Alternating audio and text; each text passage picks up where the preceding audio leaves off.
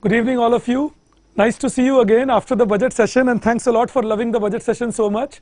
So we will again begin now talking on economic survey from today. So we will do it chapter wise, और मैं कोशिश करूंगा कि हर chapter को broadly 1 घंटे में खत्म कर सकूं. That will be my attempt, but cannot compromise on quality. But I'll do that. Good evening, everyone joining me now. Thanks a lot for being here. But that is what we will do. कोशिश ये रहेगी. We will try that we answer the things and finish each chapter once at a time, and we will follow the same sequence which is given in economic survey. तो जिस sequence में economic survey ने chapters किए हैं, उन्हीं sequence में मैं cover करता जाऊंगा आपके साथ, and we will attach multiple choice questions to the discussion after the discussion is over, and you will keep getting questions on economic survey, multiple choice and all. Also, those of you who are appearing interview, I have planned the discussion like I did in budget in a manner where you can get your answers also of particular questions that they might ask you. Good evening, everyone. Thanks a lot for being here. Wonderful, all of you are here today. So let's get going. We now talk about the chapter 1 in economic survey, that is State of Indian Economy 2022-23. The chapter says that the recovery is complete. The chapter says that the recovery is complete. We will have a debate as to how much the recovery is complete and how much we are still left with in the recovery process. So, you know, the chapter begins by talking about, if you will see page 1, 2, 3 of the chapter, you will see that chapter begins by talking about the unique set of challenges that India was and global economy was going through all these years. The unique set of challenges that global economy was going through all these years. You don't need to refer any economic survey after this. Whatever discussion I do with you, we will share the PDF files of the slides also with you. That question paper that I give you and the discussion I do with you should be sufficient across. So don't worry at all regarding that. All right, so let's see this then. So they talk about the unique set of challenges that the global economy has been going through, and this is about challenges due to COVID-19 pandemic. Now what challenges did COVID-19 pandemic create? The challenges that COVID-19 pandemic created, you know, the challenges that COVID-19 pandemic created, first of all,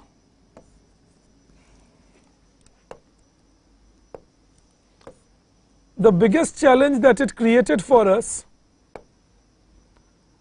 was supply chain disruption. I'm talking economic challenges, of course it killed many of us, that's the biggest challenge, so don't get me wrong. Maybe the economist inside me is killing the human inside me, so sorry for that. But you know, the first challenge of course was killing many humans. मर रहे थे हम सब लोग, हमारी सबकी हालत खराब थी, वो तो चैलेंज है ही, उससे तो मैं मना कर ही नहीं रहा. बट अगर उस चैलेंज को अलग रख दें तो कोविड-19 पैंडेमिक के जो इकोनॉमिक चैलेंजेस थे, अगर मैं उसकी बात करूं तो पहला था सप्लाई चेन डिसरप्शन, कि चारों पूरी तरफ दुनिया में सप्लाई चेन डिसरप्टेड थे. इनपुट की सप्लाई नहीं आ रही थी, आउटपुट मार्केट तक नहीं पहुंच रहा था, कंटेनर्स कॉस्टली हो रहे थे, शिपिंग कंटेनर्स की कमी हो रही थी. तो ये पहला था जो सप्लाई चेन डिसरप्शन की दिक्कत थी जो कोविड-19 ने किया. और दूसरी दिक्कत कर रहे थे about forcing lockdowns in the economy. तो एक दिक्कत कर रहे थे सप्लाई चेन डिसरप्शन, दूसरी दिक्कत कर रहे थे लॉकडाउन इन्फोर्स कर रहे थे. आप नहीं चाह के भी लॉकडाउन करेंगे क्योंकि आपके यहाँ बीमारी फैल रही है. So this was again a problem that we saw in it, you know, and that meant again that we had this whole thing created with supply chain disruption, forcing lockdowns, and the world was in a turmoil. अब जैसे ही लगा था कि चलो 2020 भुगत लिए, 2021 भुगत लिए, इंडिया ने तो बहुत जोर का भुगता और यूएस ने या यूरोप ने delta variant. So when it seemed that now the worst is over and the pandemic is receding and the Omicron variant is looking in control, we have Putin having an attack of testosterone. उनको जबरदस्त जोश आ गया, Ukraine को attack कर दिए. नतीजा क्या हुआ? Russia Ukraine conflict. अब रशिया यूक्रेन कन्फ्लिक्ट ने क्या शुरू किया? As Russia-Ukraine conflict happens, that puts pressure on global commodity prices, you know. So that meant Russia-Ukraine conflict worsened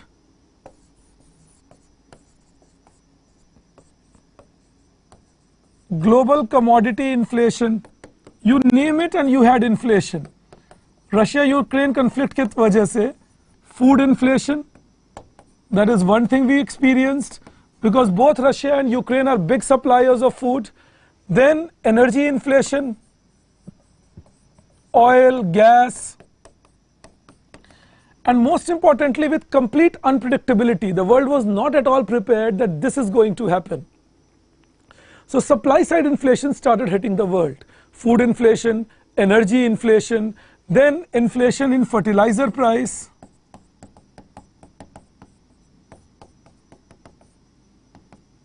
then metals and minerals inflation,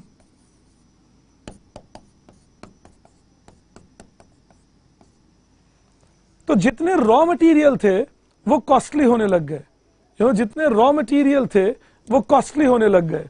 Food inflation, energy inflation, fertilizer price inflation, metals and minerals inflation, all this starts happening all across, and this became a trouble part. This became a trouble part. Russian war on Ukraine actually resulted in doing this. अब जब ये inflation बढ़ा हर जगह, समझना कैसे करेला ऊपर से नीम चढ़ा होता जा रहा था सब कुछ. How things were going from bad to worse. तो सबसे बड़ी दिक्कत ये आ रही थी, और ये समझना बहुत जरूरी है, synchronized monetary tightening was started. अब समझना ये बात. When global economies saw inflation, developed economies are already on their production possibility curve. Developed economies are already on their potential GDP. They are already on the maximum that they can produce. तो developed economies के पास चारा नहीं है कोई, वो पहले से ही उतना प्रोडक्शन कर रहे हैं जो उनकी कैपेसिटी है. अब उनको अगर इन्फ्लेशन रोकना है तो कैसे रोकेंगे? वो डिमांड कम करने की सोचेंगे. साथ में अमेरिका या यूरोप को उतनी तकलीफ भी नहीं थी, क्योंकि उनका जो एम्प्लॉयमेंट लेवल था वो काफ़ी हाई लेवल पे था, क्योंकि कोविड पैंडेमिक ने जितने भी सॉफ्टवेयर रिलेटेड सर्विस हैं, इंटरनेट रिलेटेड सर्विसेज हैं, टेक्नोलॉजी रिलेटेड सर्विसेज हैं, इन सब चीज़ों की डिमांड बहुत बढ़ा दी थी. So COVID pandemic had increased the demand for software services, technology services, internet related services, and developed world specializes in these services. They were having no issue, their employment level was very high. So for their central bank, it was very easy and simple to start increasing the interest rate. And as American central bank increased the interest rate, returns started rising in America. जैसे American central bank ने interest rate बढ़ाया, financial investors के लिए America में return बड़ा हो गया, ज़्यादा हो गया. And if return start increasing in America, then global investors started moving towards America. जो लोग इंडिया में आके पैसे लगा रहे थे, चाइना में लगा रहे थे, इटली में लगा रहे थे, टर्की में लगा रहे थे, अर्जेंटीना में लगा रहे थे, ये सारे लोग अमेरिका जाने लगे. तो अब क्या हुआ? Monetary tightening in US due to high inflation in US, and US did not mind it, because their employment rates were doing very well. But the problem that was happening was that other emerging markets like India, South Africa, Brazil, and even advanced economies like Italy or Britain and so on, even from there the investment started going to America. क्यों ये सारा investment उठ के America जाता है? Because dollar is still the currency that the world aspires for. So as soon as people realize Americans are going to give a high return, nobody minds it. Everybody says, great, go to America. चलो America चलते हैं, पैसा लगाते हैं, पैसा safe भी है, दुनिया डॉलर डिमांड करती है, बिकेगा भी आराम से और रिस्क भी कोई नहीं रहेगा. So this is how people started shifting to US, and that meant suddenly that in developing economy like ours, there was huge pressure on currency to depreciate because money was flowing abroad. Demand for our bonds were falling badly, and as demand for our bonds were falling badly, we had no way out but to make sure to stop this. And then India, or South Africa or China, everybody started increasing interest rate, and that is why synchronized monetary contraction. Synchronized का मतलब in synchrony, एक साथ. So synchronized monetary contraction. So we said there is synchronized monetary tightening, and this synchronized monetary tightening was due to Russia-Ukraine conflict. So it was to control inflation, but it had limited success because inflation was from supply side. तो भले ही इन लोगों ने बढ़ाना शुरू किया interest rate को, लेकिन ये इंटरेस्ट रेट बढ़ाने के बाद भी इन्फ्लेशन कंट्रोल में नहीं आ रहा था. इसके दो तीन कारण होते हैं. पहला, मॉनेटरी पॉलिसी हमेशा थोड़ा रुक के असर डालती है. In spite of increasing interest rate, tightening the monetary policy, inflation was not controlled well because of various reasons. One is monetary policy operates with a lag. Second, monetary policy cannot control inflation from supply side beyond a point. एक supply side के inflation में अगर food का price बढ़ रहा है, आप interest rate बढ़ाएंगे, लोग खाना कम नहीं कर देंगे. आप इंटरेस्ट रेट बढ़ाएंगे, लोग गाड़ी चलाना कम नहीं कर देंगे ट्रांसपोर्टेशन के लिए. तो फ्यूल का प्राइस, फूड का प्राइस ये बढ़ रहा था, और बढ़ इसलिए रहा था क्योंकि डिसरप्शन था पूरी दुनिया भर में. तो interest rate can play a role. Interest rate can play a role. I told you in the budget lectures, so I will not write it down, but I'll just remind you. Interest rate can play a role of anchoring inflationary expectations. Interest rate can play a role of reducing demand and reducing inflation. Interest rate can play a role for emerging markets like India, that depreciation can be stopped and imported inflation can be stopped. But beyond that, interest rate cannot play a major role in stopping inflation. तो इसीलिए situation ये थी कि inflation बढ़ा रहे थे, interest rate बढ़ा रहे थे, लेकिन सक्सेस नहीं मिल रहा था इन्फ्लेशन रोकने में, तो लगातार इंटरेस्ट रेट बढ़ाए चले जा रहे थे, और अभी भी बढ़ा रहे हैं. You will see that American Central Bank is continuously raising interest rate. Indian Central Bank is currently increasing interest rate, and we don't see a sign of any kind of abatement on this account. That was the idea. Now, when they say slowdown, now that synchronized monetary tightening was another reason for slowdown for the world, challenge for the world. Then slowdown in China, that was another factor that was coming in, that there was slowdown in China. So that slowdown in China implied that there was considerably less impact. That slowdown in China implied that there was considerably less impact on the economic growth of other nations, because China becomes another country which supplies a lot to the world. So slowdown in China due to zero COVID policy and the zero COVID policy implied that the Chinese were again in trouble.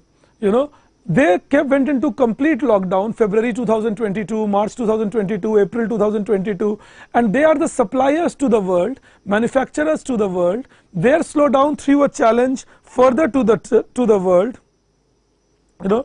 That created a problem part again. Another problem observed was, we can call it the fifth problem, loss due to fall in education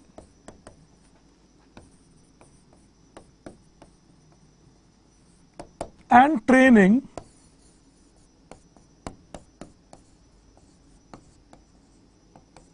due to pandemic. Loss due to fall in education, and training of pandemic. That's another challenge that we faced. Pandemic के वजह से बहुत नुकसान हुआ education का. School function नहीं कर रहे थे, कॉलेज फंक्शन नहीं कर रहे थे, ट्रेनिंग नहीं मिल रही थी. तो ये मीडियम टर्म चैलेंज है. अगले 2 साल 3 साल 4 साल लगेंगे लोगों को ट्रैक पे लाने के। आपसे अच्छा कौन जानता है इस बात को? कितनी सारी पढ़ाई घर बैठ के करनी पड़ी, कॉलेज के असाइनमेंट्स घर बैठ के करने पड़े, टेस्ट भी घर बैठ के देना पड़ा। अब उसमें कभी पढ़ाई हो जाती थी, कभी नहीं होती थी, मेंटल फ्रेमवर्क नहीं था। तो कहने के लिए डिग्री मिल गई लेकिन ट्रेनिंग नहीं हो पाई पूरी। अब ये मीडियम टर्म में सोचिए, लेबर फोर्स के ट्रेनिंग के लिए कितना बड़ा चैलेंज है।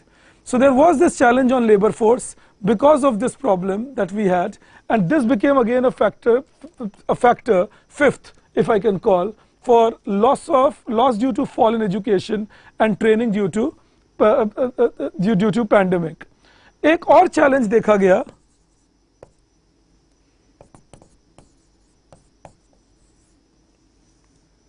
ये challenge था कि चूंकि पैंडेमिक के वजह से हर कंट्री में अनएम्प्लॉयमेंट की दिक्कत आ रही थी, कैपिटल आउटफ्लो की दिक्कत आ रही थी, डेफिसिट, करंट अकाउंट डेफिसिट की दिक्कत आ रही थी, तो कंट्रीज इनवर्ड लुकिंग बन गए और प्रोटेक्शनिज्म बढ़ने लगा।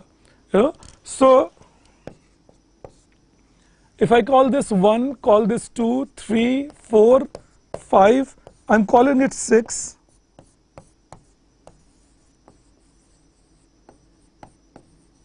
Lack of growth in global trade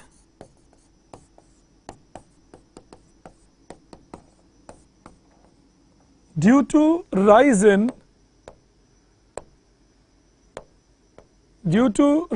in mistrust among countries, rise in mistrust among countries. तो ये डीग्लोबलाइजेशन जो था ये एक और चैलेंज बन गया नेशंस के लिए. This deglobalization was more challenging for the business. All right, this deglobalization became more challenging for the business. The cross-border trade started declining because of the financial system threat. समझना, ये economic survey बोलता है, मैं तुम्हें समझा रहा हूं, ध्यान से सुनना मेरी बात.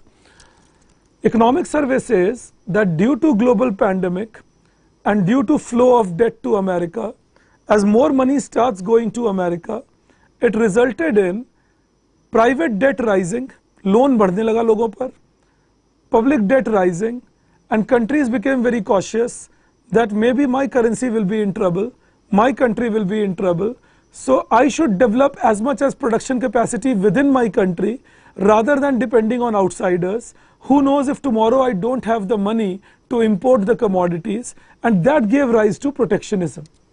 जैसे जैसे अमेरिका ने अपना बॉन्ड यील्ड हार्डन किया, इंटरेस्ट रेट बढ़ाए, तो प्राइवेट अकाउंट्स जो है वो बाहर जाने लगे, पब्लिक अकाउंट्स बाहर जाने लगे, और इसका नतीजा ये हुआ कि जो डेट थे, तो कंट्रीज जो है वो कॉन्शियस हो गई. कंट्रीज ये कॉन्शियस हो गई कि अब हमें अपना करंट अकाउंट संभालना होगा और इसीलिए हमें इंपोर्ट्स को थोड़ा कंट्रोल में करना होगा. So that is the basic idea that comes in. All right.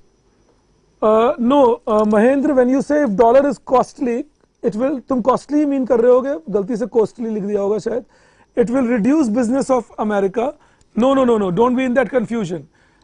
तुम एक सेवर हो, मान लो तुम 100 रुपए बचाए हो, मैं तुम्हें 4% इंटरेस्ट दे रहा हूं और कोई और तुम्हें 3% इंटरेस्ट दे रहे हैं, तो जो 4% दे रहे हैं वहां जाओगे. If you are a saver, I have saved 4%, somebody else is giving you 3% return, you will definitely come to me. That is why money was flowing to America as interest rate was rising. ये सब लोग समझ लो. जो सवाल महेंद्र पूछ रहे हैं वो आप में से बहुत लोगों को लग सकता है, दिक्कत आ सकती है. एक होते हैं फाइनेंशियल इन्वेस्टर्स, सेवर्स, जो फाइनेंशियल बॉन्ड्स, डिबेंचर्स, शेयर्स, ऐसी चीजें खरीदेंगे. Financial investors get attracted to countries which have higher interest rate, higher return. और एक होते हैं real investors. Real investors are people who are FDI, those people who take factories into the other country, buy machine and equipment. ये लोग वहाँ attract होंगे जहाँ interest rate कम होगा, क्योंकि ये borrow करके ये चीजें खरीदेंगे. So remember, if somebody asks you, is interest rate increase going to attract foreign direct investment? The answer is no. But if why no? Because foreign direct investment means I'm going to set up a new factory, I'm going to set up a new machine, and I will not be doing that if things are costly to borrow. But if somebody says high FDI will result in higher FII, then the answer is yes. High FDI creates higher FII because I'm incentivized to do that. So please keep it like that in the mind. That will help. Now, the next thing that we move to, so ये 6 चीजें पहले economic survey highlight करता है अपने पहले 2-3 pages में. तो पहली बात ये दिमाग में रखोगे, कोविड-19 pandemic, Russia Ukraine conflict, synchronised monetary tightening, slow down in economic activities in China, loss due to fall in education and training, and lack of growth in global trade. These are the 6 things economic survey highlights initially. Keep that in mind. With respect to challenges to global economic growth, इन्हीं को कहते हैं, कभी कभी तुम सुनोगे, headwinds to global growth, और automatically फिर ये headwinds to India's growth बन जाते हैं. This is called headwinds to global growth. So automatically this will be headwinds to India's growth. This is called headwinds to global growth. So automatically this becomes headwinds to India's growth. Private debt is rising in India. One of you asked me this question because with pandemic liquidity had become an issue. Suppose एक MSME है, उस MSME को loan चाहिए अपने workers को पैसा देने को, उनको लोन्स चाहिए अपने सप्लायर्स को पैसा देने को, लेकिन सामान बिक ही नहीं रहा है. सामान बिक नहीं रहा है तो पैसा लाएंगे कहां से? Loan मांगकर. That is how debt is rising post pandemic. People have lost jobs. Now what do? They will take more loans to sustain. Companies are verge of closing down. What do? They ask for loans to survive. So private debt has been rising comparatively post pandemic because of the distress caused by pandemic. Because of the distress caused by pandemic. All right, then I take you to the next part of the discussion where economic survey talks about the macroeconomic and growth challenges in the US economy, in the Indian economy, sorry for that. Now सोचो, जब हम कहते हैं macroeconomic challenges for Indian economy, ये तो मैं आपको बता ही चुका हूं, synchronized monetary tightening. This results in, see, it forces India to increase interest rate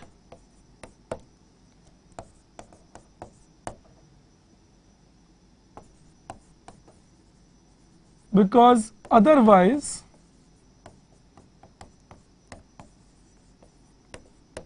there is fear of capital outflow. ये कहानी अभी पिछले स्लाइड पे सुना रहा था तुम्हें. अब एक बात समझना इसमें कि हमारी हालत कैसे थोड़ी गड़बड़ हो जाती है. हमारी हालत इसलिए गड़बड़ हो जाती है, सुनना ध्यान से इस बात को, हमारी हालत इसलिए गड़बड़ हो जाती है क्योंकि unlike Americans, unlike Americans, we don't have a problem where unemployment is not low. Unemployment is high in India. तो हमारी दिक्कत ये है कि हमारे यहाँ ये सिचुएशन भी नहीं है कि अनएम्प्लॉयमेंट नीचे है, अनएम्प्लॉयमेंट ऊपर है काफ़ी. एक तो ये बात हुई. और बताता हूँ एक और दिक्कत क्या है. एक और दिक्कत ये है that Americans have fixed their targeted inflation between 0% to 4%. 2% is their target and then plus minus 2%. तो अमेरिकन्स के लिए इन्फ्लेशन 4% के ऊपर गया, उनका बीपी हाई. अब अमेरिका का इन्फ्लेशन पहुंच गया 8%, 9%. तो सोचो उनके टारगेटेड रेट से 4-5% ऊपर है. If America's inflation goes up to 8%, 9%, it is going 4-5% above their targeted inflation. All right. So they will be more worried about inflation. Their central bank will be more hyperbolic. Their central bank will be saying, कुछ करो भाई, inflation कम करो. हमारे जो requirement है उससे 5% ऊपर है, upper limit के भी. और एम्प्लॉयमेंट की दिक्कत है नहीं, लोगों को बहुत ज्यादा अनएम्प्लॉयमेंट नहीं फेस करना पड़ रहा. बढ़ाओ जम के इंटरेस्ट रेट, चिंता की क्या बात है. लेकिन हमारे साथ सिचुएशन नहीं है वैसा. हमारे यहाँ अनएम्प्लॉयमेंट एक इशू है. Equally important, our inflation never went above 8%. The maximum we had is 7.5%. But what is our tolerance level? Our tolerance level is up to 6%. 4% targeted plus minus 2%. तो इन्फ्लेशन जो है, अगर इंडिया की बात करूं तो हमारे टॉलरेंस लेवल के 2% ऊपर भी नहीं गया है. लेकिन हमें भी उतने ही जबरदस्त तरीके से मॉनेटरी कॉन्ट्रैक्शन करनी पड़ रही है जैसे अमेरिकन्स कर रहे हैं, नहीं तो हमें डर है कि हमारे यहां से करेंसी बाहर चली जाएगी जो जो इन्वेस्टमेंट्स हैं।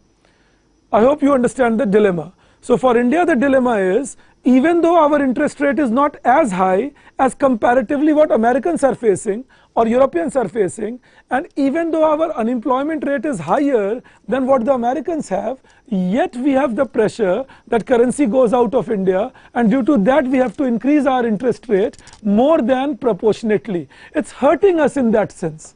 You know, ये हमारे लिए थोड़ा दुख की बात है कि हमारे पास कोई चारा नहीं है. It's not that we can help something here right now.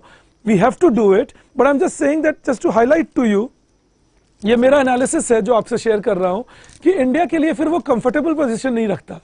That India ideally would not have increased interest rate so much because we didn't face that issue. हमारा इन्फ्लेशन 7% है, 7 ठीक है, 7.5 है, यही हाईएस्ट गया. तो 6 के तो 1-1.5% ऊपर गया ना. अमेरिकन के लिए 4 के 5% ऊपर जा रहा है. 4% is their tolerance level, 9% is what their inflation is reaching. So obviously Americans are more worried, and since they are more worried, they are pushing the accelerator, increase the interest rate. अब उनके धक्का मारने की वजह से हमारी गाड़ी उनसे बंधी हुई है, हम भी जोर से भाग रहे हैं. तो ये एक हमारे साथ ट्रबल फैक्टर है that we have to take care of. Now see, when we talk about the factor up here, another is currency depreciation and current account deficit widening. ये है monetary tightening के result actually. You know that ये monetary tightening जो है वो एक result create कर रहा है. Currency depreciation क्यों कर रहा है? क्योंकि imports costlier हो रहे हैं. सुनना मेरी बात अब ये. Due to supply side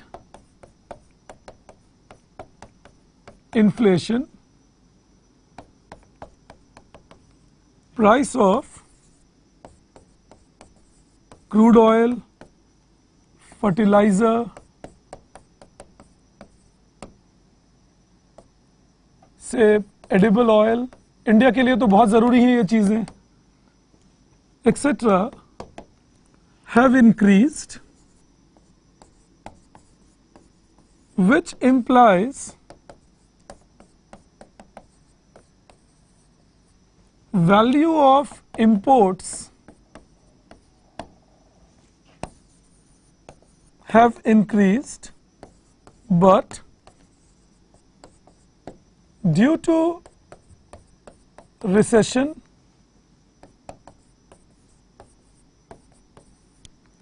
in global economy, as a result of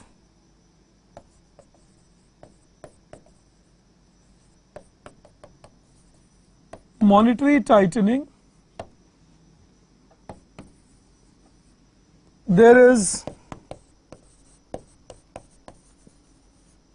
decrease in exports, leading to high current account deficit. And you know, this current account deficit is worsened by currency depreciation. जैसे ही आपकी currency depreciate हुई, immediately क्या होगा? आपके import महंगे हो गए. तो पहले से ही इंपोर्ट महंगे थे, अब ये इंपोर्ट और महंगे हो गए, और साथ में आपका एक्सपोर्ट नहीं हो पा रहा क्योंकि बाहर के देश जो खरीद सकते थे वो स्लोडाउन या रिसेशन में है. तो नतीजा क्या होगा? नतीजा वही होगा जो हमारे साथ हो रहा है, current account deficit widening. You know, the exports are not increasing as much, the countries to which we sell are not in a position to buy, and imports are increasing a lot. Why are the imports increasing? Because the price of imports is rising, so the value is rising, and due to money flowing abroad, America ने जो interest rate बढ़ाया, उसकी वजह से जो पैसा बाहर गया, उसके वजह से हमारा करेंसी डेप्रिशिएट होने लगा, उसने इंपोर्ट्स को कॉस्टली बना दिया. तो दो कारणों से इंपोर्ट कॉस्टली हुए, जो हमारे इंपोर्ट की वैल्यू बढ़ा देता है और करंट अकाउंट डेफिसिट की हालत खराब करता है. कारण एक, अमेरिका ने अपने इंटरेस्ट रेट बढ़ाए, जिसके वजह से मनी फ्लो अमेरिका की तरफ गया, जिसके वजह से हमारे करेंसी पे डेप्रिसिएशन हुई, और हमारी करेंसी के डेप्रिसिएशन ने हमारे इंपोर्ट्स को कॉस्टली कर दिया. कारण दो, सप्लाई साइड इन्फ्लेशन हुआ. Imports like fertilizer, edible oil, crude oil, aluminium, cement, say things like rare earth, they all become costlier. All these things we need for our industry and for food security and agriculture, and that results in making our imports costlier. That is the challenge we have in India again, especially India and emerging markets in general. And due to that, current account deficit, imports becoming higher because of this slowing economic growth and monetary tightening that happens. Of course, monetary tightening का मतलब क्या हुआ? Interest rate बढ़ाना. Geopolitical frictions क्या हैं? Russia-Ukraine war, then entire Europe going towards Ukraine, disconnecting ties with Russia, resulting in a problem where global supply chains get disrupted and the world is in uncertainty. That uncertainty further disrupts businesses across the world, and then inflationary pressure created due to supply chain disruption and supply side rise in price of food rising, price of commodities rising like aluminium or metals and minerals. All that becomes the problem part. India has high tolerance compared to America because we are a developing country. Developing countries expect higher inflation. We will have high growth also than America. No, that is why it happens like that. All right, FDI is long term and FII is short run. I not forever. इस बात को correct कर लेना, नहीं तो गलती रह जाएगी forever. All right, FDI is always long term and FII is short term. Volatile money है, hot money कहते हैं FII को, और FDI short term, long term होता है. ये ध्यान में रखना जरूर.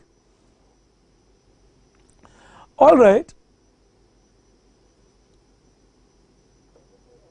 Monetary policy everywhere will target interest rate, and these interest rates are always the yield on bonds. All right, that is what you should keep in mind. Madhusudan, Meena, I was answering your question. तुम जरूर late से join किए हो मुझे गोविंद रघुवंशी. मैंने तुम्हें बताया था कि अगर यूएसए इंटरेस्ट रेट बढ़ाएंगे तो इन्वेस्टर्स यूएसए जाएंगे, उससे इंडिया के करेंसी की डिमांड कम होगी, फॉरेन करेंसी की डिमांड बढ़ जाएगी और इसीलिए इंडिया की करेंसी डिप्रिशिएट कर जाएगी. I hope you get the point, Govind, now. All right, Jai Hind, all of you, happy to see you all here. अब चलो आगे बढ़ाते हैं कहानी को. The next thing that we now talk about is impact of COVID-19 pandemic in India. What is the impact that we see on COVID-19 pandemic in India? How do we see India emerging out of it, and how have things happened in Indian context? Now, मनोरंजन भटक जाओगे, issue of payment to Russia पे अभी मत जाओ. International economics पढ़ाऊंगा तब वहां जाना. अगर मैं ये पढ़ाऊंगा तुम उधर जाओगे ना, तो मैं भी भटक जाऊंगा, तुम भी भटक जाओगे, मत जाओ उधर. Let's see this. So when we say impact of कोविड-19 pandemic in India, first is contraction in fiscal year 2021. No doubt about it. When I say contraction in fiscal year 21, it means 2020-21. First, technical recession in India. Technical recession का मतलब होता है 2 successive quarters in recession. Technical recession means 2 successive quarters in recession. That is technical recession. So now this was first technical recession in India, and it created 5th annual recession in India. 5वीं बार भारत को साल भर के बाद GDP growth को कम देखना पड़ा. सो 5th annual recession in India and first technical recession in India. That is what COVID-19 pandemic did in Indian context. It reduced our exports a lot, it reduced productivity a lot. Overall, the recessions continued. The second thing that it did, that was the result, was we had a recovery in 22. Despite Omicron variant, because the Omicron variant gave mild symptoms and the recovery was quicker, and also Omicron variant was not as much aggressive in nature. Most importantly, it was not lethal. मार नहीं रहा था लोगों को वैसे, तो लोगों की रिकवरी क्विक हो रही थी और इसीलिए हमें लॉकडाउन्स की जरूरत नहीं पड़ी, इकोनॉमी को वापस क्लोज करने की जरूरत नहीं पड़ी. Alright, that was the aspect. No, we cannot focus on in FDI increase to keep interest rate in check, Aniket. Can't do that. All right. No, global recession did not lead to monetary tightening, Abhimanyu. Global inflation led to monetary tightening. तुम मेरा दिल तोड़ रहे हो. मैंने रामायण की कहानी सुनाई, तुम पूछे कृष्ण भगवान कौन थे. इधर मत जाओ ऐसे. मॉनेटरी टाइटनिंग के वजह से ग्लोबल रिसेशन होगा अभिमन्यु. ऑलराइट, वो ध्यान में रखना. Now let's see this here. Yes, if RBI increases interest rate, then all interest rate increases. Now see, let's see this now. So recovery in 22 started despite Omicron variant, and these things that I have written here are reasons for recovery. The recovery happened quickly because of vaccination, localized lockdowns and mild symptoms of people. Also recovery happened also due to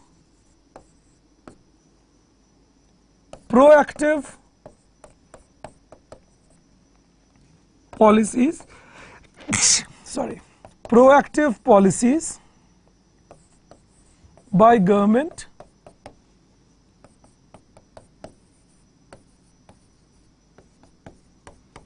with barbell strategy, that is minimizing the loss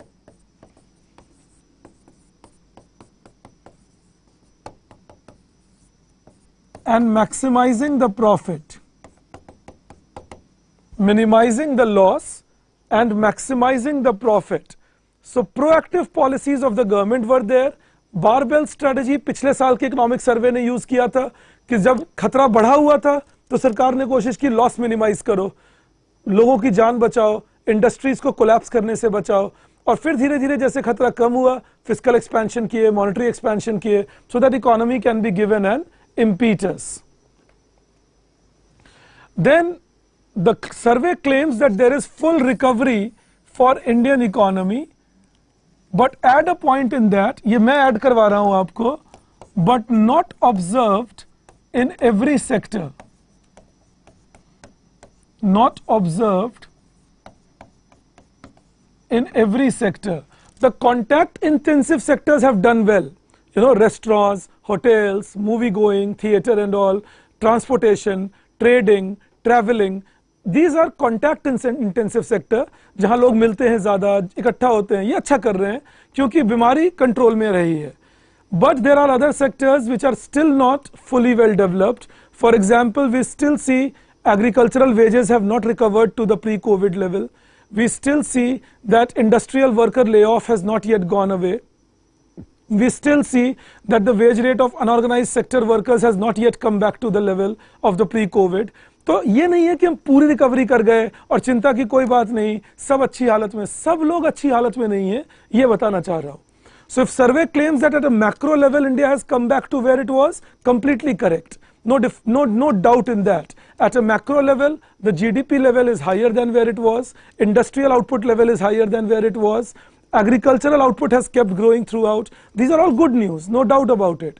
But at micro level, wage rate in agriculture, after adjusting for inflation, wage rate for unorganized sector labor, after adjusting for inflation, outflow of investments from India in the financial markets, current account deficit being high for India, these are some trouble points that we face. So we got to be careful that let's not sound complacent and let's not say that full recovery has been made.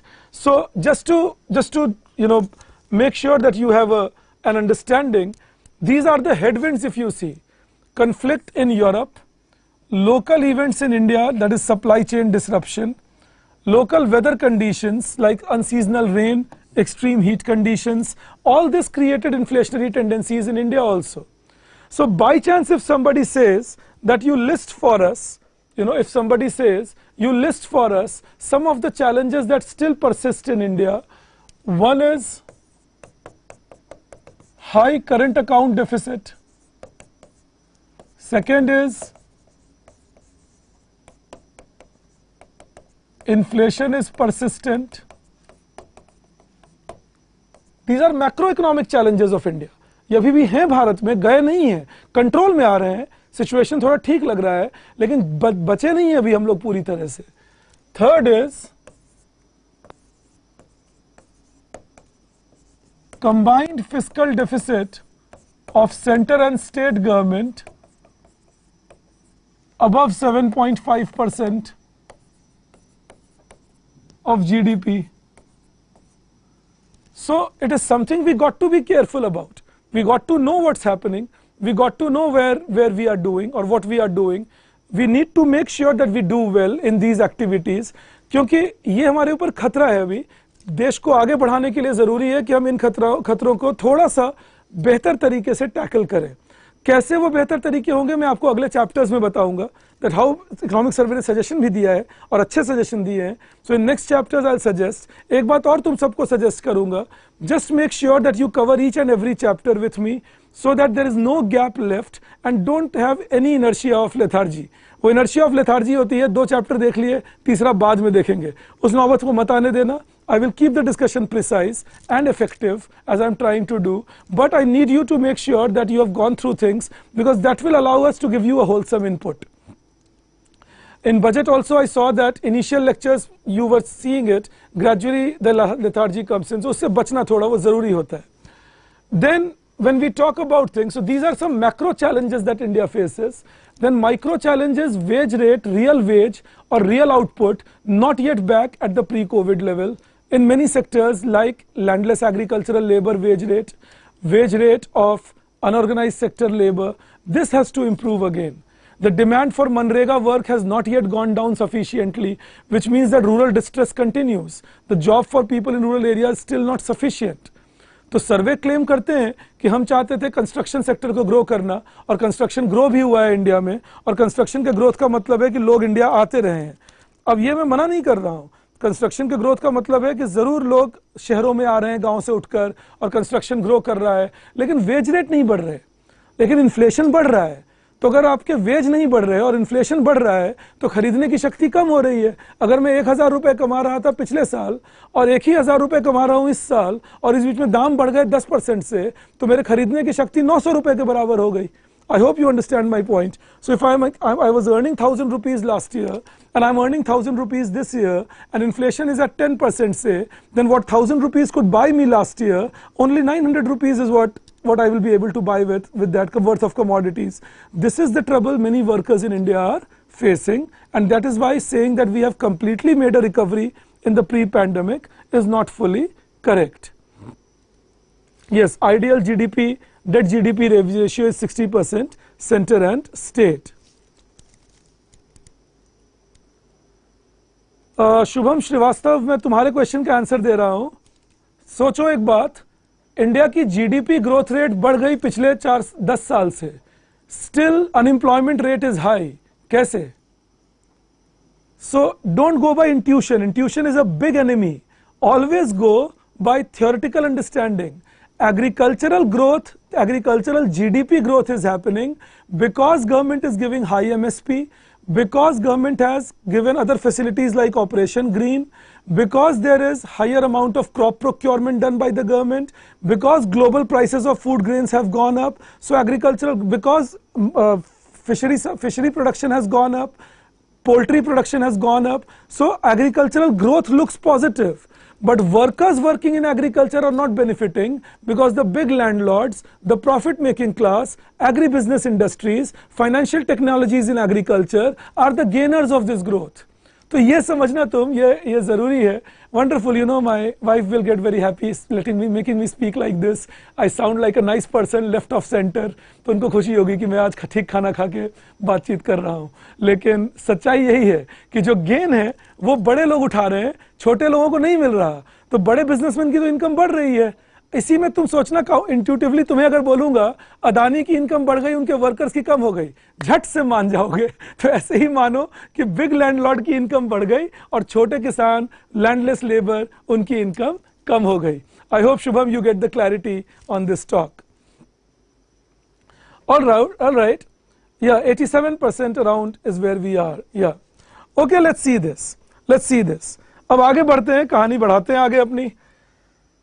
next part that we see happening, apart from that, is when we talk about, okay, in spite of all this, there is some good news for India. Why do we say India's economy is resilient? We say India's economy is resilient because, one,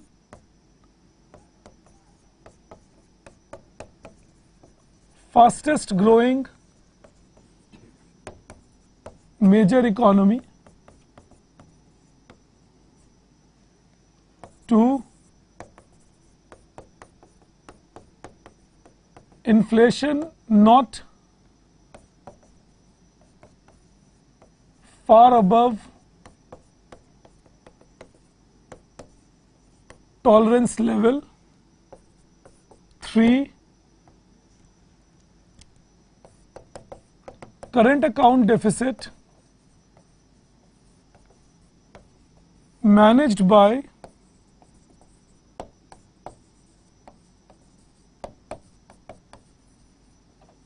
high foreign exchange reserve. These are some things. और फिर कुछ बातें मैंने आपको यहाँ लिख के दी हैं, उनसे बात करूंगा. बट ये 2-3 चीजें हैं जो बता रही हैं that we are still resilient, we are still not going down. Another thing we see is FDI inflow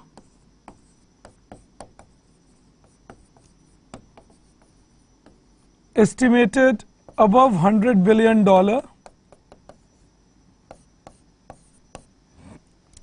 So overall, if you see, India shows some resilience in coming back. India shows some resilience coming back. Yeah, K-shaped is being talked about in India. Hopefully in a couple of years सरकार को याद आएगा कि थोड़ा data भी collect करना है, तो शायद डेटा कलेक्ट करेंगे तो हम क्लियर हो जाएंगे विकास. बट अभी के शेप को लेकर कुछ कहना थोड़ा मुश्किल है. Okay, resilience of the economy, dreamer मैं तुम्हें बता रहा हूं. अच्छा, नेक्स्ट आईएएस ने आपको जवाब दे दिया है. रेजिलियंस का मतलब है नेगेटिव शॉक्स से बचना. आपको झटका लगा, अब जैसे मान लो कोविड हुआ, तुम्हें भी हुआ, मुझे भी हुआ, तुम 3 दिन में ठीक हो गए, तुम रेजिलियंट थे. 5 दिन में ठीक हो गए, रेजिलियंट थे. तुम्हारे सूंघने की शक्ति नहीं गई, सांस लेने की शक्ति नहीं गई. और मैं मान लो बेचारा 5 दिन के लिए बीमार हुआ, 6ठे दिन उठ ही नहीं पा रहा हूं बेड से, तो मेरी रेजिलियंस कमजोर हो गई. ये कहते हैं resilience. How quickly you can come back to the normal, how quickly you can fight back an adverse situation is resilience. All right, why not Ayush? I not forever recovery, you can call it. Perfect. All right, let's come to this now. How has India been resilient? क्यों ये चीजें हो रही हैं India में? कैसे India resilient है? So India has been resilient, one, because there is domestic stimulus, because exports have been falling in second half of 2022. जो second half of 2022 है, उसमें हमारे exports गिर रहे हैं. So exports have been falling in the second half of 2022. Then still how are we resilient? How is it helping us? Because domestic stimulus is now working. अब सुनना ध्यान से इस बात को. पिछले 2-3 साल में सरकार ने कुछ काम किए हैं जिसके वजह से भी अब रेजिलियंस शो हो रहा है. कुछ मैंने यहां लिखा, कुछ आपको और बताऊंगा. एक तो है private consumption is rising. The private consumption which earlier used to be above 56-57% had gone below 55% of GDP for 4-5 years continuously, is now rising. So one good thing is private consumption is showing some improvement. So private consumption is rising. That is one good thing. Why good thing? Because then demand will pick up. When demand will pick up, firms will see good investment opportunities, supply will pick up, they will employ more people. As they employ more people, demand will pick up further. This is what is called multiplier effect and the multiplier growth strategy that we can expect. Now, the next thing is, what we have done is, I'm just adding a point to this. If we call it 1, reason for domestic stimulus, 2, very high capital expenditure growth. ये budget में आपको पढ़ा चुका हूं, उम्मीद है आपको याद होगा. very high capital expenditure of government growing from 4 trillion rupees in 2018 to 10 trillion rupees, and I'm sure you recall effective capital expenditure is 13 trillion rupees by 2023. There is a huge increase in domestic capital expenditure, and since there is a huge increase in domestic capital expenditure, more roads, more ports, more electricity, more storage capacity, more school buildings, more healthcare active buildings, all that has crowded in private investment also, as shown by inflow of capital investment into India, and even India's own capital investment rising. 2019-20 में capital investment 30% of GDP था India में, जो अब 34% of GDP हो गया है। तो वो शो कर रहा है कि प्राइवेट इन्वेस्टमेंट भी धीरे धीरे पिकअप कर रहे हैं। तो पब्लिक एक्सपेंडिचर पिकअप कर रहा है, कंजम्पशन पिकअप कर रहा है और प्राइवेट एक्सपेंडिचर पिकअप कर रहे हैं। अगर आप याद करें, जो आपकी एनसीईआरटी 12th की है, वो सिखाती है कि हम कंज्यूम करते हैं, इन्वेस्ट करते हैं, गवर्नमेंट एक्सपेंडिचर होता है और नेट एक्सपोर्ट्स होता है। ये चार हमारे ग्रोथ ड्राइवर्स हैं। इन्हीं को ऐड करते हैं तो जीडीपी मिलता है। अब नेट एक्सपोर्ट्स काम नहीं कर रहा, बेचारा थोड़ा थका हुआ है, तो हमने क्या किया, गवर्नमेंट एक्सपेंडिचर को काम कराया, जिसके वजह से धीरे धीरे कंजम्पशन अब थोड़ा पिक कर रहा है और सरकार के नीतियों के कारण इन्वेस्टमेंट भी पिकअप कर रहा है। So CING, that is why we say domestic stimulus resulting in fall in exports being compensated through private consumption, high capital expenditure of the government, and initiation of recovery of private investment. ये एक और बात हो रही है, initiation of recovery of private investment. Obviously universal vaccination का coverage का अपना फायदा मिला, मैंने आपको बोला ही था, कॉन्टैक्ट इंटेंसिव सर्विसेज बढ़ रहे हैं।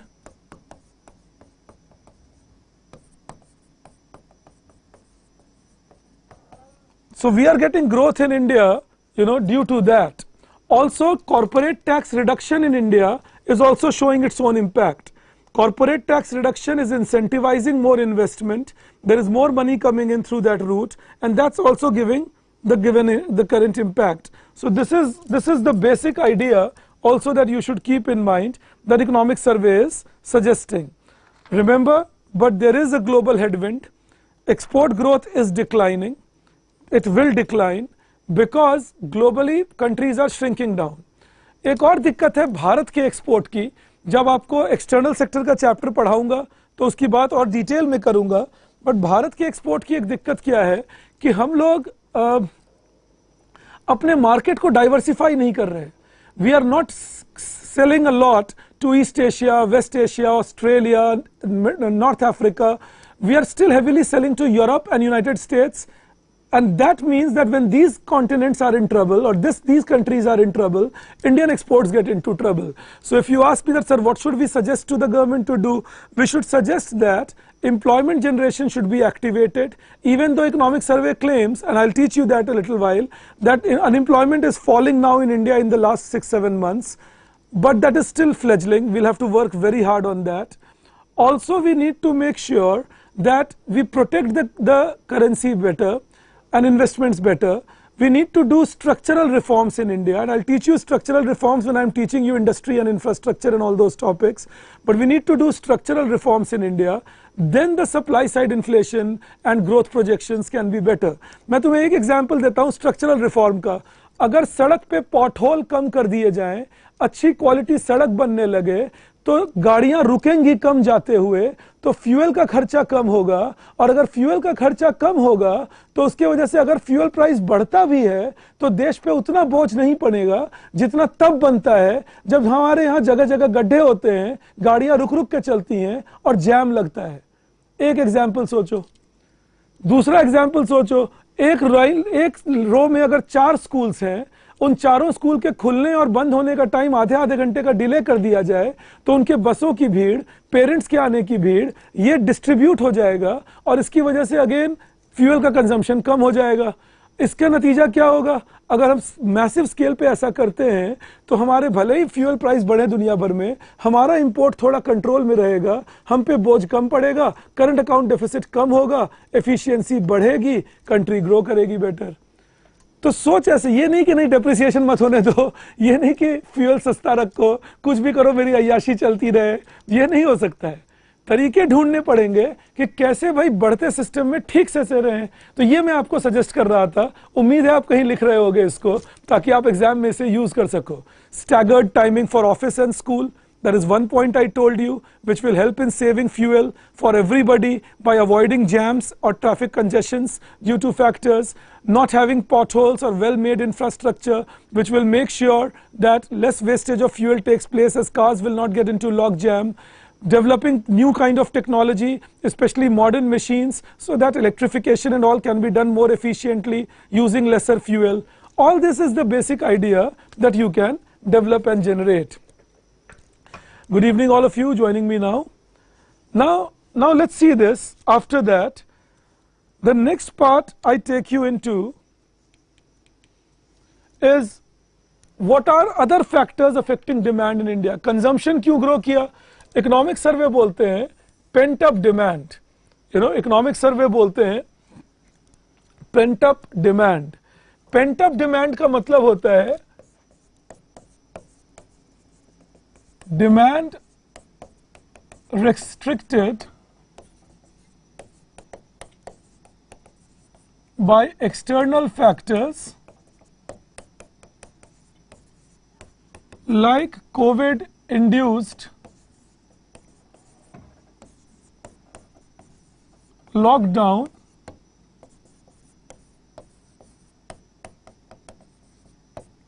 is now getting released. Demand restricted by external factor like COVID induced lockdown is now entirely released. All right, this is released. जैसे होटल में ज़्यादा लोग इकट्ठा हो रहे हैं, मूवी हॉल्स में ज़्यादा लोग इकट्ठे हो रहे हैं, तो जो लोगों की रुकी हुई थी अब भड़ास निकल रही है कि चलो भाई ज़्यादा मार्केट में जाएंगे, घूमेंगे, सामान खरीदेंगे, वो होता है pent up demand. So pent up demand is demand which has been restricted by external factor, released, and therefore more than proportionate demand happening. जैसे अभी तुम लोग पढ़ रहे हो तो कोई सामान देखते होगे, कहते हो कि जिस दिन कमाऊंगा उस दिन खरीद लूंगा. अब जिस दिन कमाओगे तो भड़ास निकालोगे, वो तुम्हारा पेंट अप डिमांड रिलीज होगा. So in the initial days of earning you may spend more. Similarly, people had been restricted from consumption, they are spending more. So that is rebound in domestic consumption due to release of pent up demand. Also, easy loans given for personal loans and improved sentiments regarding future market prospects. Improved sentiments regarding future market prospects. तो इसकी वजह से demand बढ़ा, सी बढ़ने की बात है. ये यहाँ है आई और जी बढ़ना. Thrust on capex 2.5 times increase since fiscal year 2018, जो मैं आपको पिछले स्लाइड पे बता रहा था, from 4 lakh crore to 10 lakh crore. That is the capex that has improved. Then promotes crowding in private investment. This I told you already, that capex has resulted in crowding in of private investment. Even in your budget I had discussed this part. And remember, the best part is that the capex budget is within the fiscal space. The best part is that capex budget is within the fiscal space. Fiscal space का मतलब क्या हुआ? Allowed by fiscal deficit. So this is without increasing fiscal deficit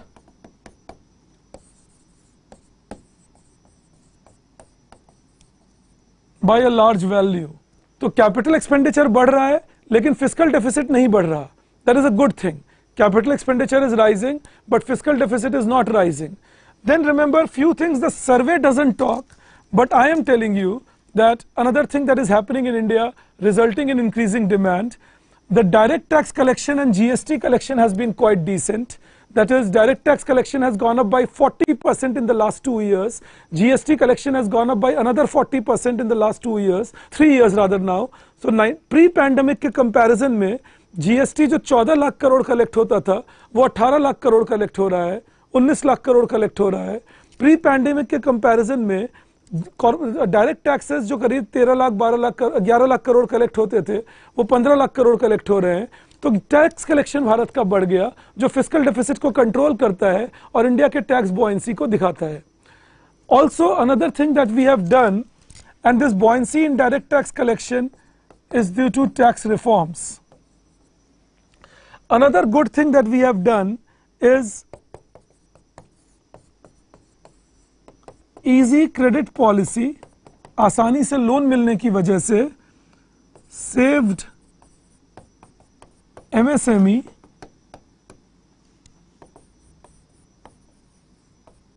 and kept jobs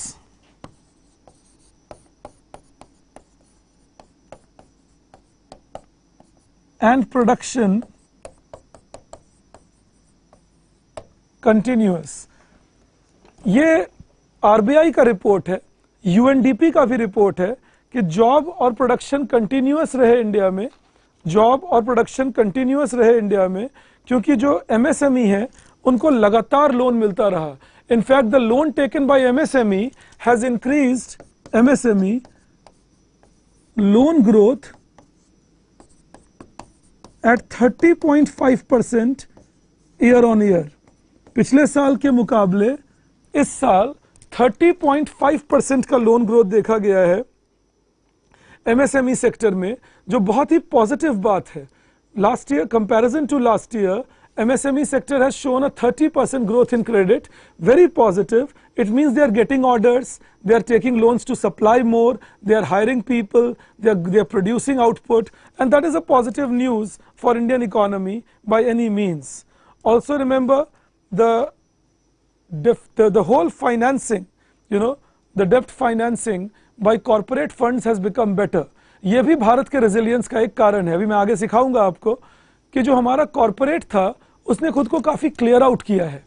जो बोझ था पुराने loan का, जो बोझ था lack of development of budget balance sheet का, वो काफी कम हुआ है. Corporates have been able to shed out their loans, they have been able to reduce their loans, banks have been able to reduce their NPAs. So some clarity and some benefits have been observed in that whole process. So in that case also, since currency risk has been very high, and since currency has fluctuated a lot, rupee has depreciated, it has restricted corporates from borrowing a lot abroad. तो हमारी external commercial borrowings control में आ गई हैं. So that ways we have shown some more resilience in the field that external commercial borrowings etc. are now more in control. So we can also say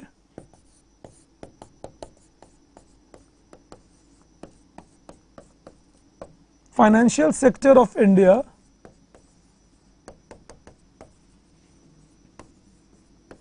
is more healthy. So these are the factors you can keep in mind again with respect to why growth is resilient in India. So if somebody asks you why growth is resilient in India, these points you can say. This is what I was telling you: strong corporate balance sheet, non-financial private sector and corporate sector debt to GDP decreased by 30%, NPA identification and faster resolution. यही मैं आपको भी पिछले slide पे समझा रहा था कि आपके कॉर्पोरेट की बैलेंस शीट अच्छी हो गई, NPF identification and faster resolution has reduced gross NPA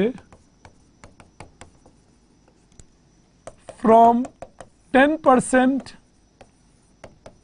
of loan given in 2018 to 5% in 2023. Now that's some achievement, and we should give credit to the system that we have been able to cover that. Avnish, NPA recovery is low. ये हमारे अखबार बोल रहे हैं. I will tell you, Victor TH, that how writing off from the balance sheet is good, but I'll suggest that if you can by chance read more on the older economic survey, but right now is not the time where I can take you to, can take you to NPA recovery is more. But remember, NPA recovery has been better in India. Also, when newspapers say that how writing off is better, they are being mischievous there. They are not talking about how much is the haircut taken by the bank, because the haircut taken by the bank is not high. It is the writing off which is high, which is suggested by all experts, because then only you can resolve the bad loan.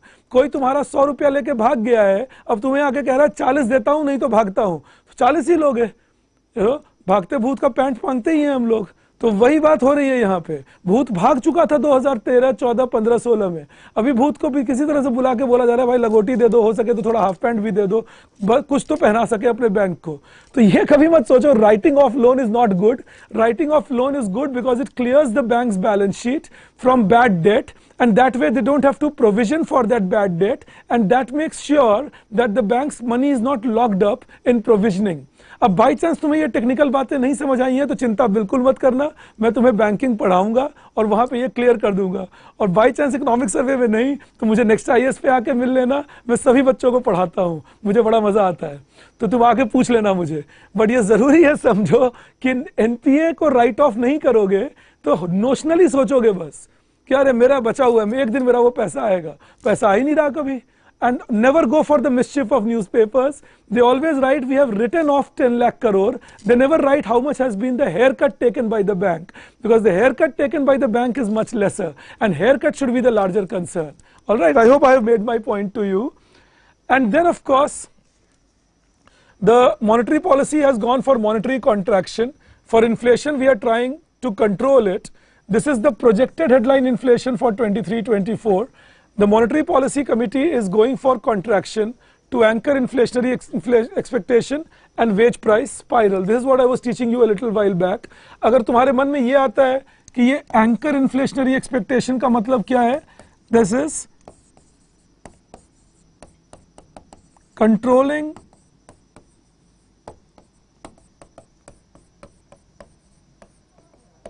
future expectation of inflation such that it can assure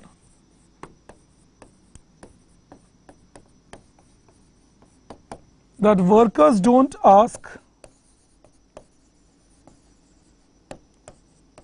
for higher wage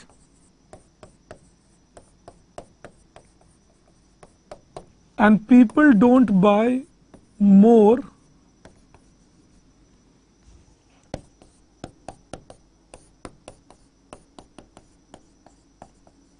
due to inflationary expectations which can lead to increasing inflation. ये बचने का तरीका है actually. जब RBI अपना interest rate बढ़ाते हैं तो एंकर करते हैं इन्फ्लेशनरी एक्सपेक्टेशन को, एक ठहराव देते हैं इन्फ्लेशनरी एक्सपेक्टेशन को. नहीं तो ये डर होता है कि वर्कर्स ज्यादा वेज मांगेंगे. फर्म्स जो हैं वो वर्कर्स को तो वेज दे देंगे लेकिन साथ में अपना प्राइस भी बढ़ा देंगे, जिससे इन्फ्लेशन सच में बढ़ जाएगा. कुछ लोग इसलिए ज्यादा खरीदने लग जाएंगे क्योंकि उनको लगेगा कि इन्फ्लेशन बढ़ने वाला है. कुछ लोग इसलिए ज्यादा खरीदने लगेंगे क्योंकि उनको लगेगा फ्यूचर में प्राइस बढ़ने वाला है, जो फिर डिस्टर्ब करता है बैंकिंग सिस्टम को. तो इसीलिए ये जरूरी है, it is important that we control inflationary expectations. Keep it like that in the mind. Now see, when we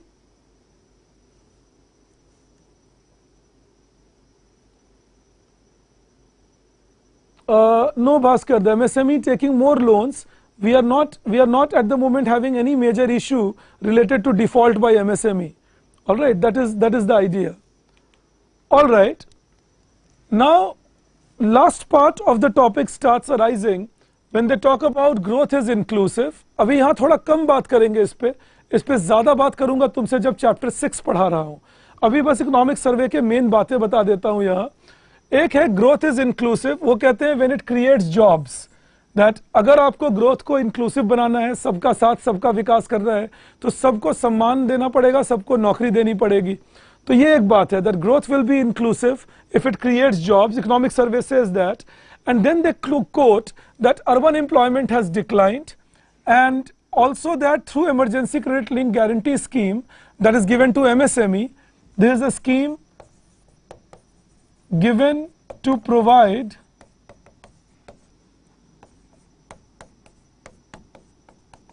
collateral free loans to MSME for loans up to ₹2 crore, और ये बेनिफिट उन MSME को दिया जा रहा है जिनका पास्ट में डिफॉल्ट का रिकॉर्ड नहीं रहा है. This benefit is given to those MSME who don't have a past default record. So emergency credit line guarantee support scheme is given, and micro enterprises have been the biggest beneficiaries of it, which shows another part of inclusion. Another part we see is Manrega, where the work on individual land category is being increasing. Also in Manrega, total expenditure in last 2 years is approximately 1.86 trillion rupees. You know, so that is about creating more jobs and so on. The loans are provided by the banks. There is a question, TK, you asked me, who provides more loans? The loans are provided by banks. And PM Kisan, again the government has given 1.3 trillion rupees in the last 2 years.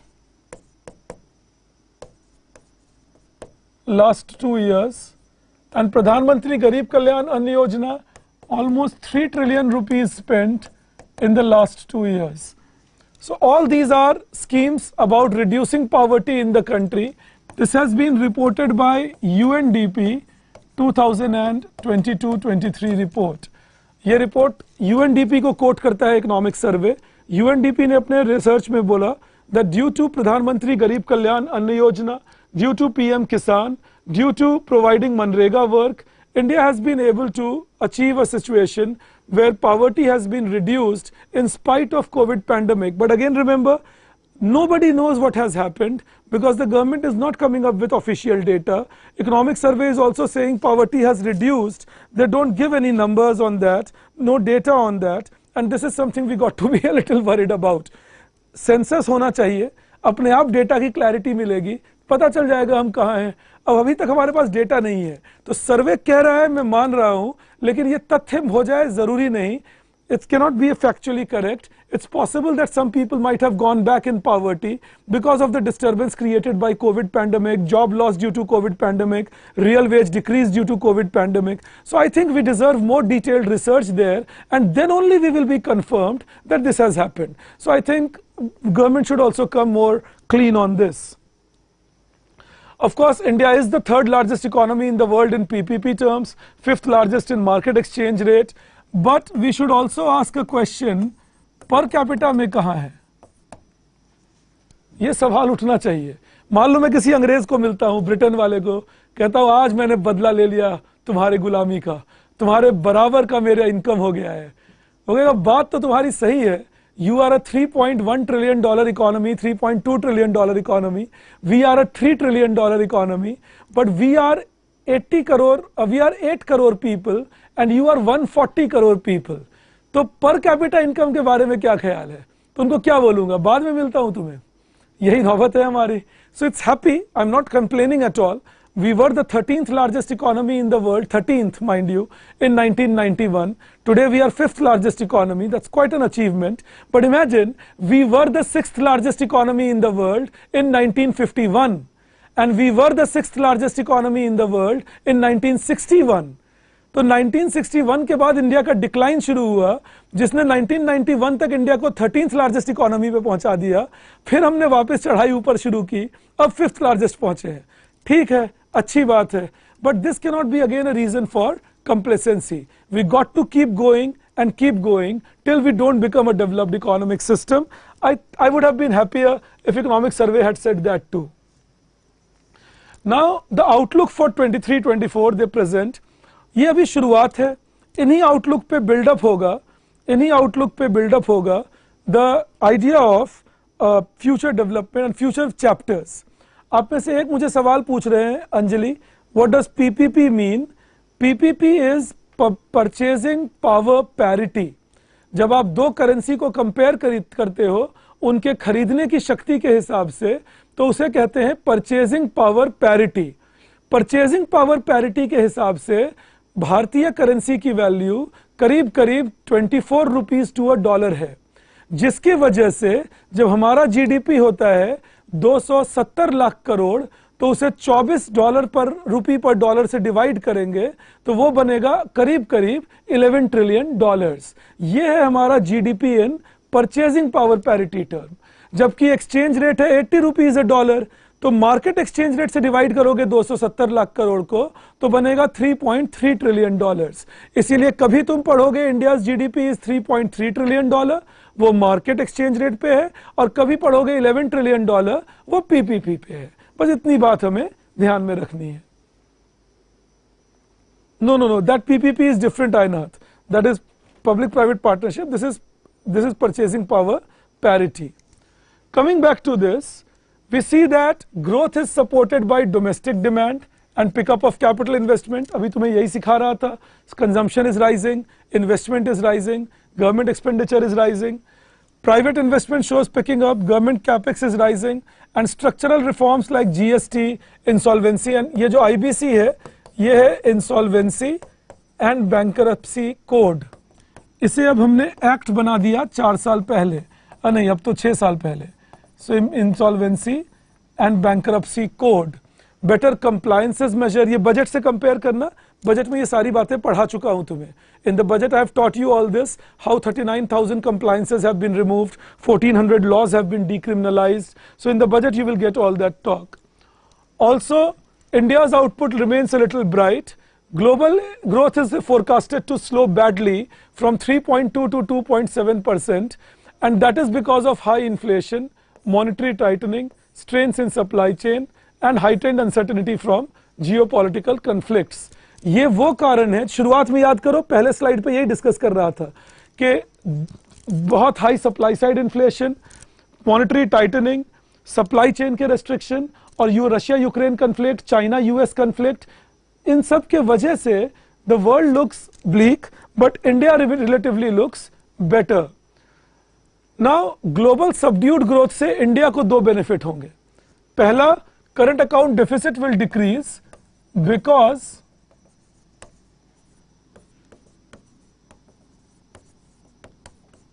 Commodity price will fall. एक फायदा ये होगा India को, due to fall in global growth commodity price will fall, and due to that India's current account deficit will decrease. दूसरा, low oil price will mean low inflation in India. जब demand कम हो जाएगी, global growth कम हो जाएगा, तो India में भी लो inflation की सिचुएशन देखने को मिलेगी. तो ओवरऑल सर्वे ये बोल रहे हैं that baseline GDP growth of 6.5% and actual real GDP will lie in the range of 6% to 6.8%. Baseline GDP growth at 6.5% and actual real GDP will be between 6% to 6.8%. So GDP growth will still be one of the highest in the world, and overall baseline growth will still be one of the highest in the world, while inflation is seemingly coming back under control. So these are some positive news that we see for India. These are some positive news that we see for India. Then, this is all. You say upside to India's economic growth outlook. क्यों India का economic growth outlook इतना upside का दिख रहा है? अब ये discussion भी सर्वे कर चुका है. Limited health and economic fall out for the global economy. Omicron variant उतना खराब नहीं रहा, so that is one factor. Normalization of supply chain, that is gradually things are coming back on track. Containers are again functional. India is not in a lockdown. Within India the movement is normal. Logistical system is back on track. So supply chain is normalized. Insignificant inflationary impulse from opening of the Chinese economy. This is important. ये शक था, ये डर था कि जब China open up करेंगे उनका कोविड पैंडेमिक कम होगा तो चाइना के बढ़ते डिमांड के वजह से ग्लोबल इन्फ्लेशन फिर बढ़ जाएगा। थैंकफुली चाइना ने ओपन अप किया लेकिन ग्लोबल डिमांड नहीं बढ़ा उतना, चाइनीज खुद एक स्लोडाउन में है, तो थैंकफुली इन्फ्लेशन उतना नहीं बढ़ा जितनी कि डर था कि वो बढ़ जाएगा। So in spite of China increasing opening up its economy, there was a fear that it will result in high global inflation as Chinese demand will pick up, but thankfully Chinese have been in a decent slowdown. The demand has not picked up, and that meant that global inflation did not pick up. Also, we again see in the last few months that capital growth is again happening in India, and foreign investors who were leaving India and going away are again coming back to India. So the FII inflow into India has again picked up. FDI was always robust. That is good news for India, suggesting that domestic inflation will remain within 6%, capital inflows will remain high, macroeconomic indicators look better. That ways, macroeconomic indicators look better. And as I told you, private sector investment is picking up because consumption is picking up and government capital expenditure has picked up. सरकार ने capital expenditure ज्यादा कर दिया तो private investment का crowding इन हुआ और लोगों की अब डिमांड बढ़ रही है, पेंट अप डिमांड ग्रो कर रहा है, कंजम्पशन बढ़ रहा है, तो डोमेस्टिक कंजम्पशन भी ग्रो कर रहा है. So the rise in C and the rise in G is increasing the I. Consumption के बढ़ने से और गवर्नमेंट एक्सपेंडिचर के बढ़ने से इन्वेस्टमेंट बढ़ रहा है.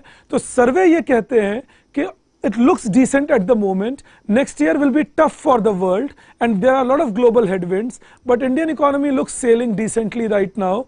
Inflation looks to be around 6%, growth looks to be around 7%, real GDP growth. So overall the economy looks in a decent horizon. That is the basic idea. So thank you all. It was great being with you. Tomorrow again at 6:30 I will meet you and we will do chapter 2 economic survey. Have a great night and do join tomorrow. I'll see you then. Bye bye. Have a great evening.